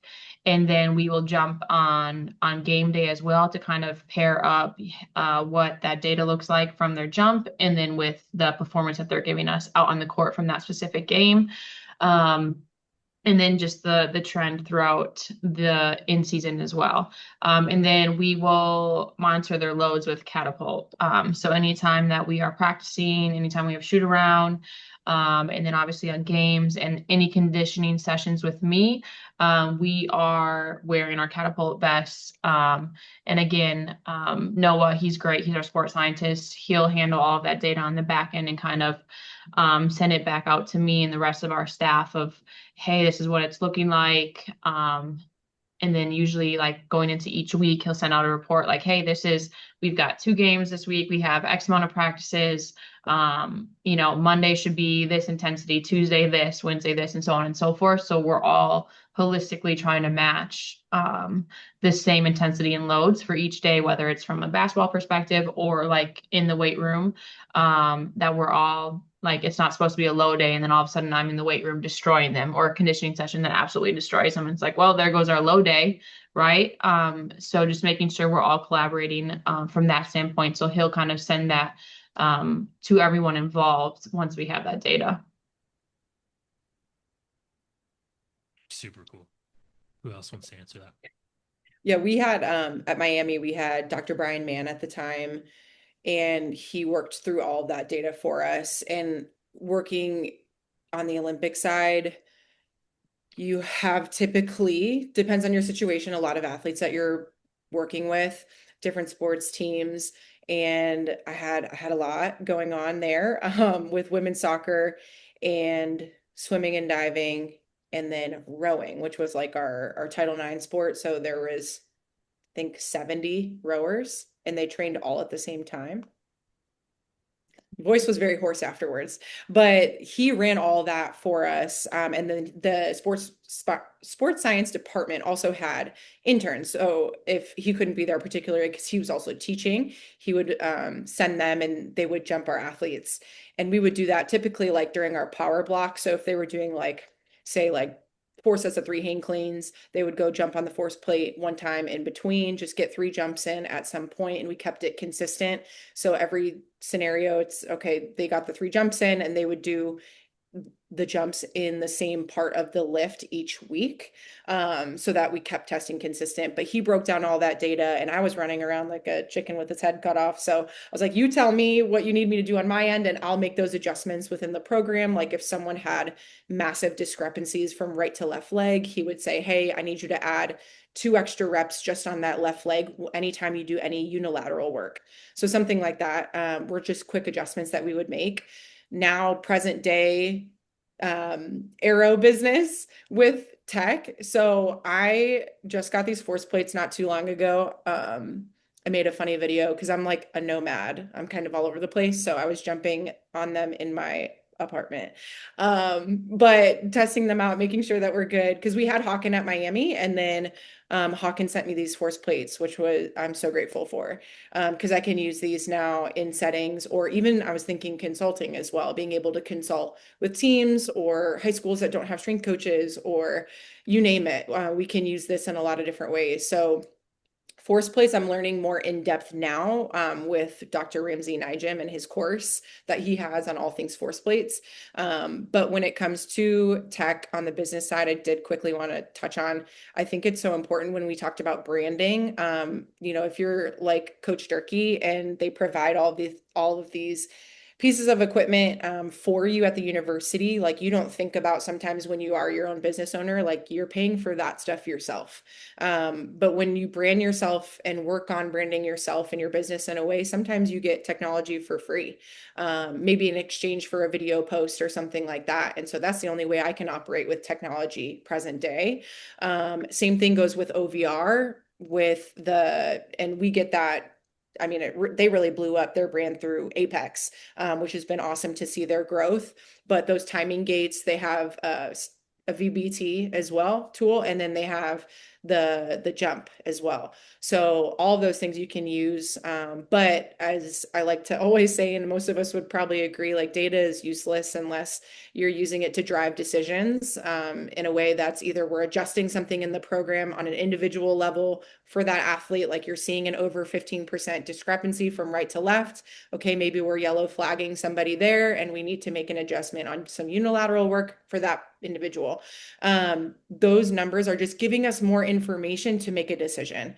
And I think sometimes we use them and we don't know what to do. And I think it's important to educate yourself. I'm passionate about that in these things. And I'm not going to sit here and say I know everything about the ins and outs of like breaking force and all of that. These are things that are in process, but also I think it can be overwhelming, but like Coach Durkee probably knows too, and Natalie as well, like we're just picking these three things. We're going to look at jump height, we're going to look at MRSI, and we're going to look at time to take off. Those three is what I care about, because the athlete, you can roll through every single one on Hawken or Vald, and it's like just so many different metrics. And an athlete probably most of the time doesn't care about 100 different metrics. It's like, give me the three. I want to know how high I jump. I want to know my time to take off and my modified RSI, different things like that, where you can give them quick information to say, hey, this is where we're at. This is how we bucket you. You're super elastic, but you don't have much force, or vice versa, or you're good at both or not so good at both. You're one of the four buckets, and then we train you appropriately. And that is going to help buy-in. Some people need to see numbers. I have parents of kids. The parent, I recently spoke to one, he's a banker. He's like, I do numbers. Jump my kid on the force plate. I want to see where we're at, what the training plan could be with my son. And we're using that to make a decision. And then also, now that athlete trains with me. So based on those things, they're like, we've never seen this before. So I think it can be beneficial in a lot of different ways.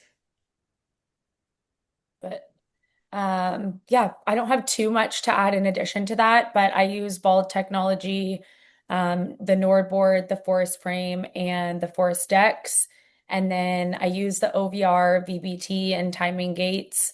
And how I use it depends on who it's with, and where we're at, in a training cycle or off season. I actually do recommend the OVR VBT device to my online clients. Bridge is so good. Like, for those of you that use Bridge, and those of you that don't, you should, because it's literally the best. But you can go in and like prescribe the velocity, that you want athletes to reach, or clients to reach. You can even do velocity ranges in addition to weights. And so a lot of my online, I shouldn't say a lot, but a number of my online clients now have the VBT device, and that is a fun way for me to provide a really high level of service. Like, I have an emergency room doc as one of my online clients. He just loves to train, and he's like wants more OVR or like VBT stuff in all of his phases, because he's like, I just love it. So I think that goes back to like, all of us are, athletes at heart and love to compete, whether it's with ourselves or others. So I use those. And then this has already been mentioned, but I'm also intentional with, what metrics to track, only tracking ones that I'm actually going to use to make a decision or modify a program. And then I do try to have it intra-session as much as possible, so that I'm not doing, like intake days and things like that. So yeah, those are the types of tech and kind of an overview of how I use them.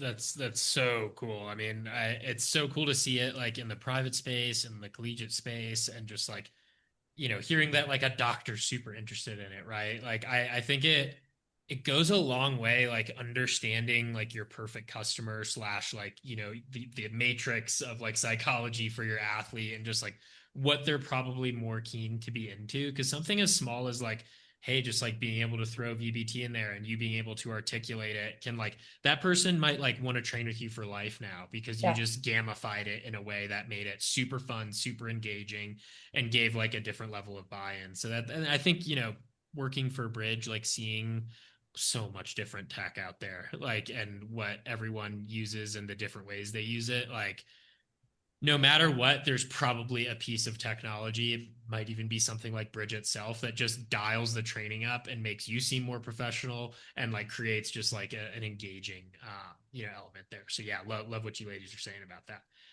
On that note, thank you so much, you three, for being here today. Sincerely, like, cannot thank you guys enough for taking the time to speak to the community in this capacity. I know people were really hungry for this one, and I gotta say, this was probably like my favorite episode that we've done so far. So you guys killed it.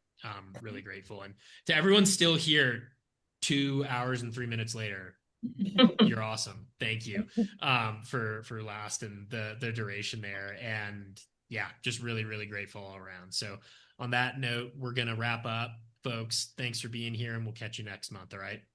Take care. Have a good day.